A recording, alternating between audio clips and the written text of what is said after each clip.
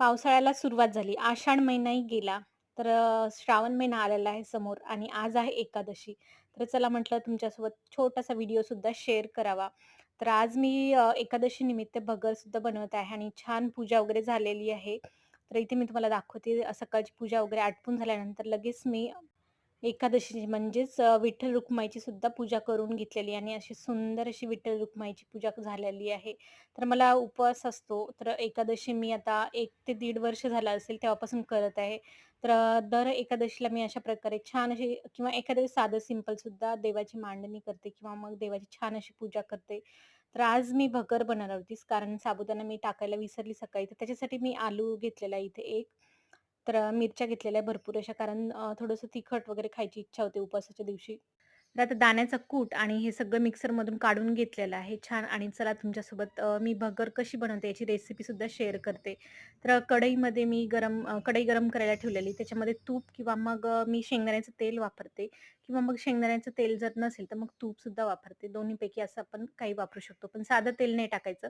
शेंगदाण्याचं तेल किंवा मग तूप वापरायचं. तूप गरम झाल्यानंतर त्याच्यामध्ये मी सगळी मिरची पेस्ट टाकून घेणार आहे. थोडंसं चरचरच बनवत आहे. माझ्याकडे थोडंसं तिखटच खाल्लं जातं. त्याच्यानंतर आलू, आपल्याला जर कढीपत्ता किंवा मग आपण जिरं वगैरे खात असेल ते सुद्धा टाकू शकतो. मी जिरं किंवा कढीपत्ता वगैरे टाकत नाही.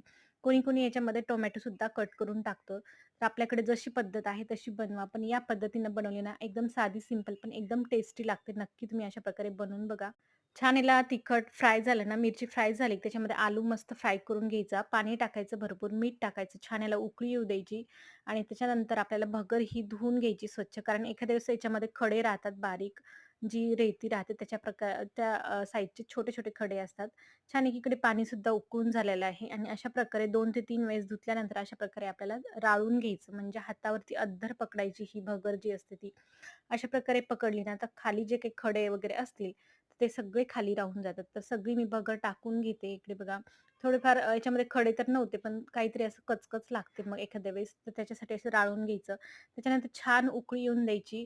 तर आपण भगर शिजल्यानंतर सुद्धा कूट टाकू शकतो दाण्याचा.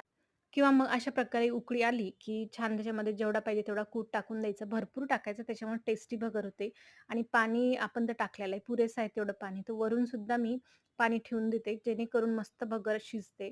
जर लागलं तर आपण ते पाणी टाकू शकतो. मंद आचेवर शिजू दिली आणि बघा मस्त भगर झालेली आहे इथे. तर दह्यासोबत किंवा मग याच्यावरती तूप वगैरे आपण घेतलं ना, तर खूप टेस्टी भगर लागते. नक्की ट्राय करून बघा. देवाला सुद्धा नैवेद्य दाखवला आणि मी सुद्धा फराळाचं करून घेतलेलं आहे.